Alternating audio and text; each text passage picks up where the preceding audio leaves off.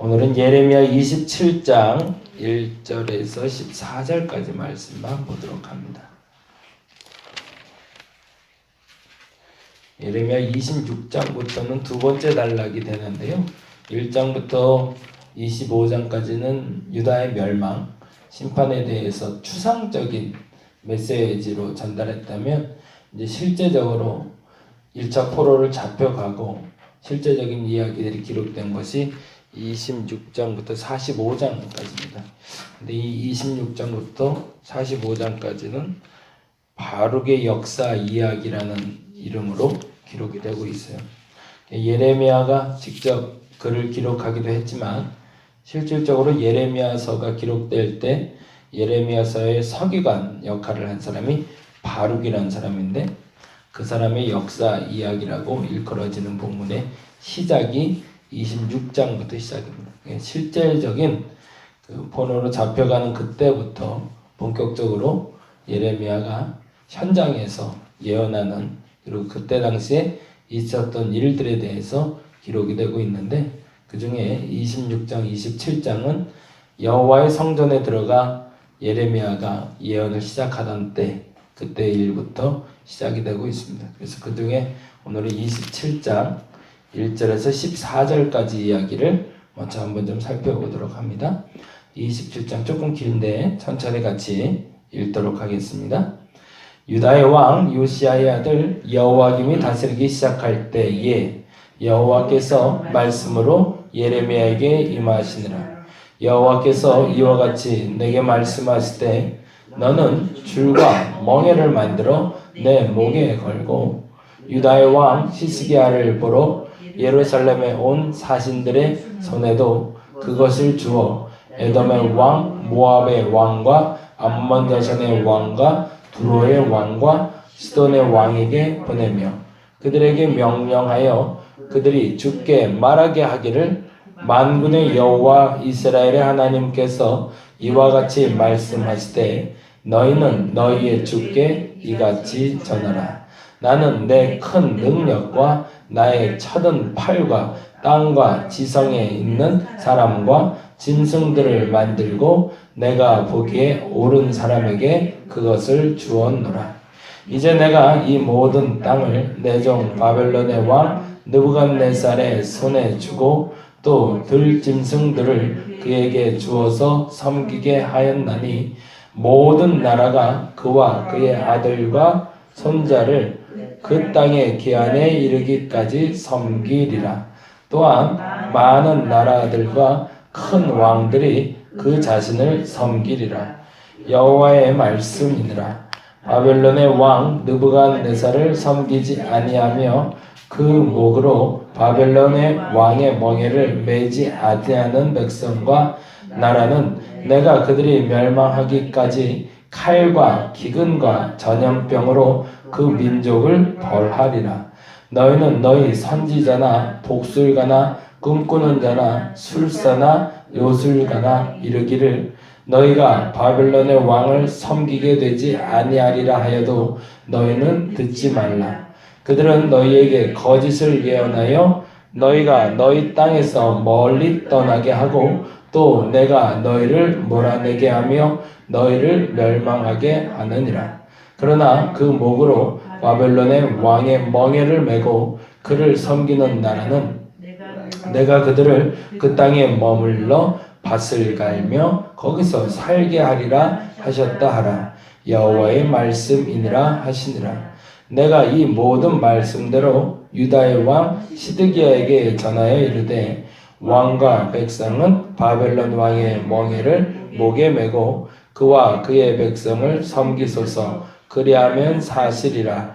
어찌하여 당신과 당신의 백성이 여호와께서 바벨론의 왕을 섬기지 아니하는 나라에 대하여 하신 말씀과 같이 칼과 기근과 전염병에 죽으려 하나이까. 그러므로 당신들은 바벨론의 왕을 섬기게 되지 아니하리라 하는 선지자들의 말을 듣지 마소서. 그들은 거짓을 예언함이니이다. 아멘. 사실은 좀 어려운 예언이긴 하죠. 예레미야 홀로 싸우고 있는데요. 앞서 말씀드린 대로 요 27장 1절이 본격적인 예레미야의 현실 예언이 시작되는 장면인데요. 27장 1절에 보시면 유다의 왕 요시야의 아들 여호와김이라고 되어 있잖아요. 거기다가 좀 줄을 쳐놓고 시대적인 역사를 좀 같이 봤으면 좋겠습니다. 우리 때로 말하면 고종 때 정도로 보면 될 것 같네요. 철종, 고종, 순종 이렇게 되잖아요. 철종이 우리가 잘 아는 대로 강화도령이었고, 그 다음에 고종이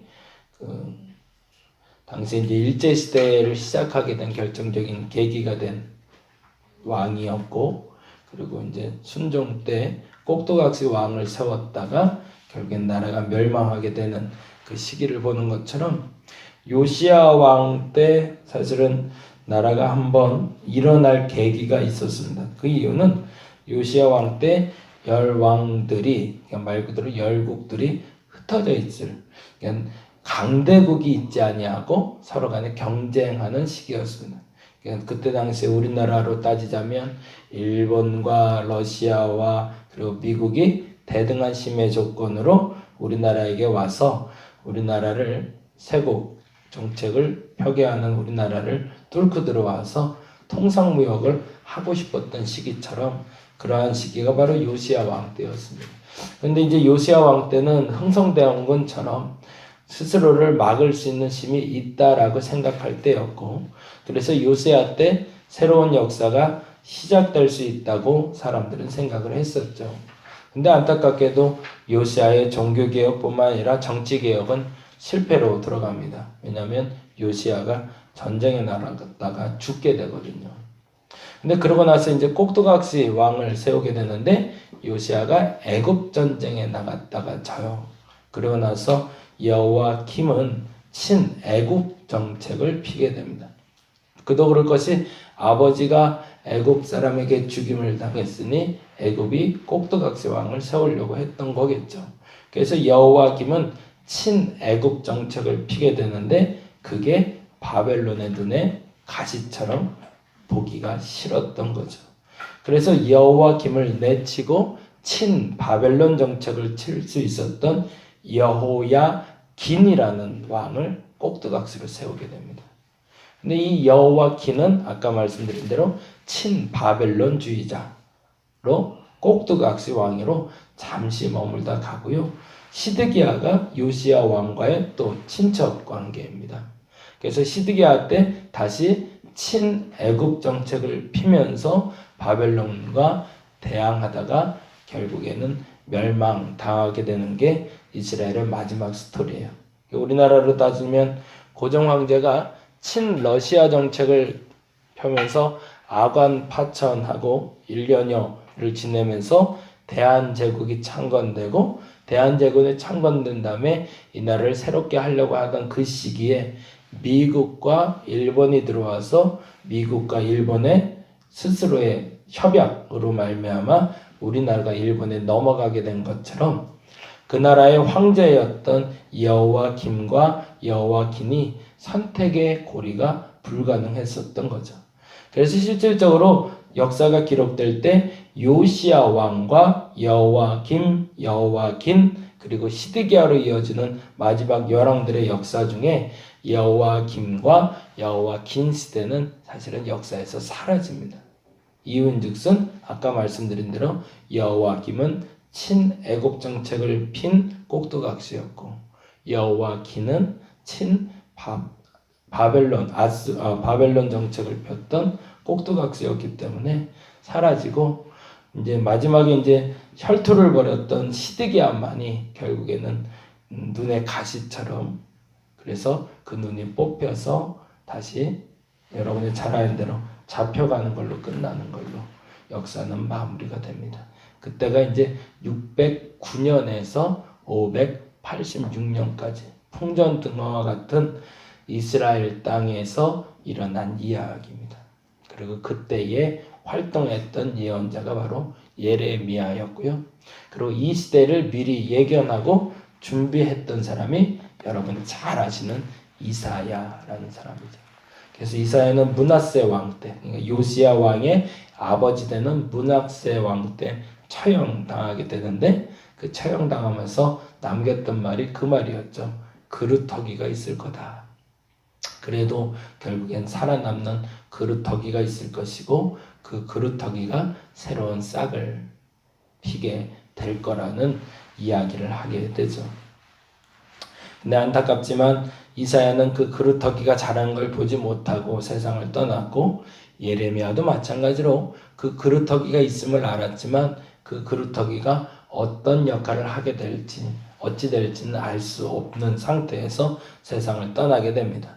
그래서 어저께 말씀드렸던 것처럼 무화과 두 개를 보게 됐는데 좋은 무화과와 나쁜 무화과.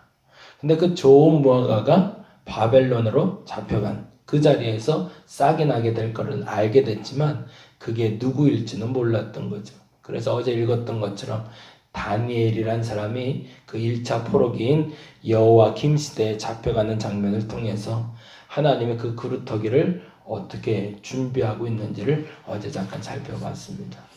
그 기대치를 가지고 이제 예레미야가 기대를 가지고 기도하게 되는 것이 바로 7절 말씀이에요. 27장 7절 말씀 같이 한번 볼까요?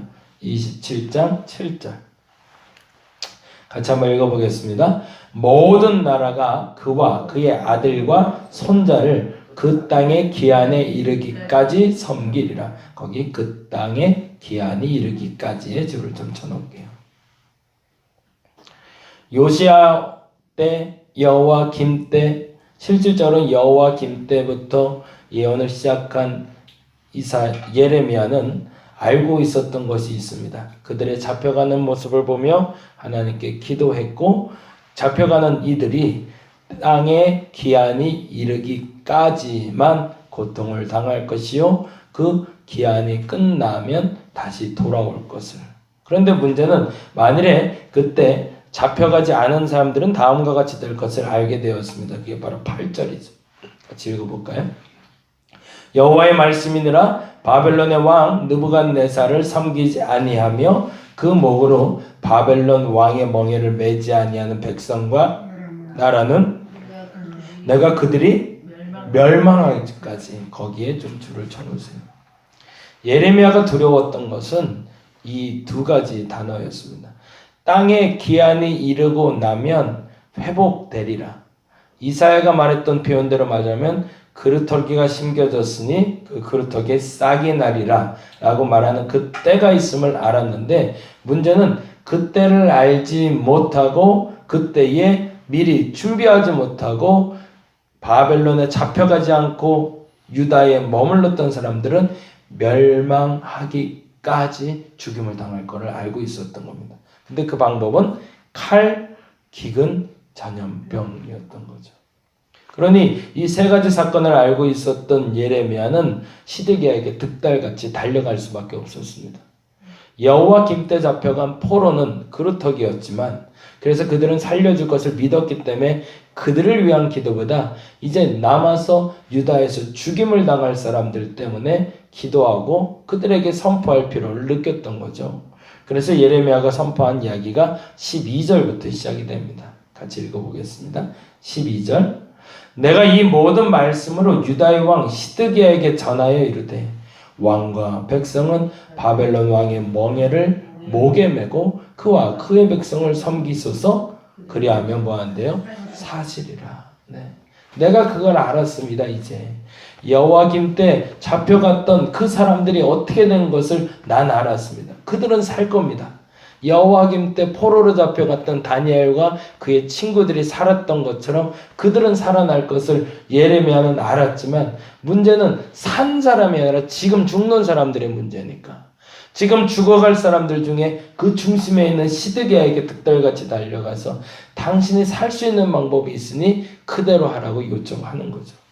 왜요? 13절에 이렇게 됩니다. 13절 어찌하여 당신과 당신의 백성이 여호와께서 바벨론 왕을 섬기지 아니하는 나라에 대하여 하신 말씀과 같이 거기도 줄을 쳐놓을게요.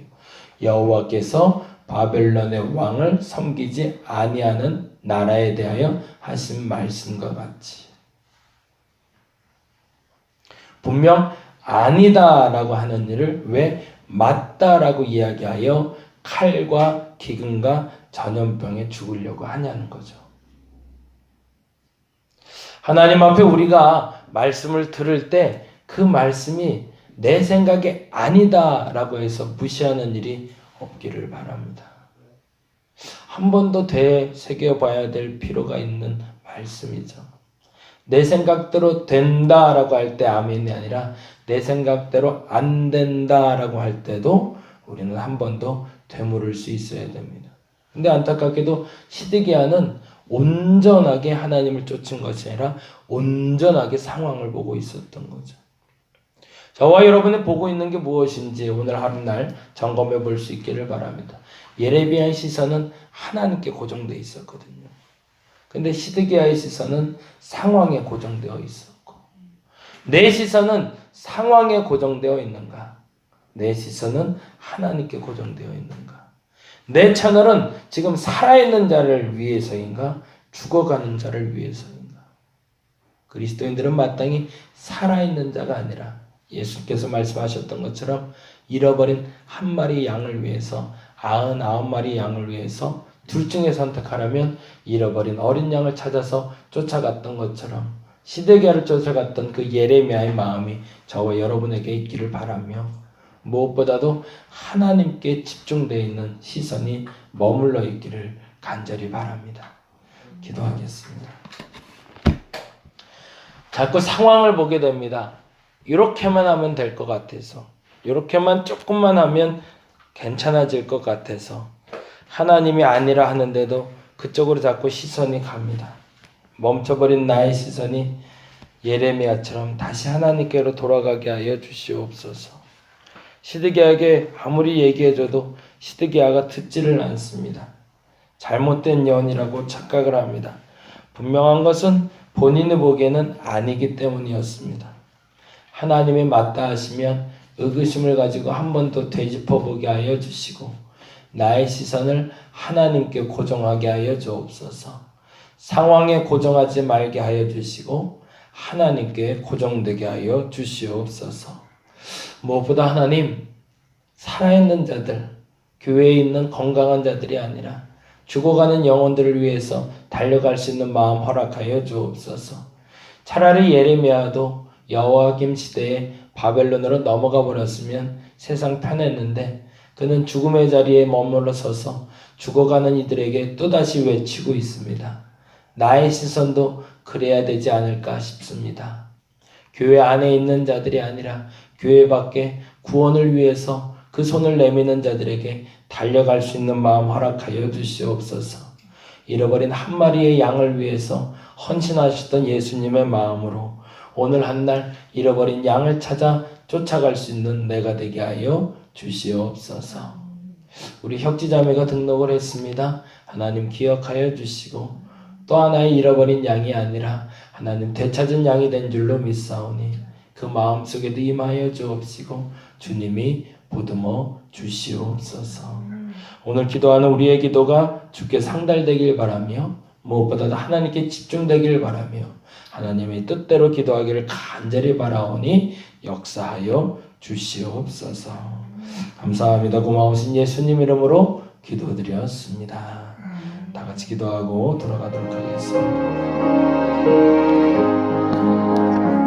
더 이상 잊어버리지 말게 하소서.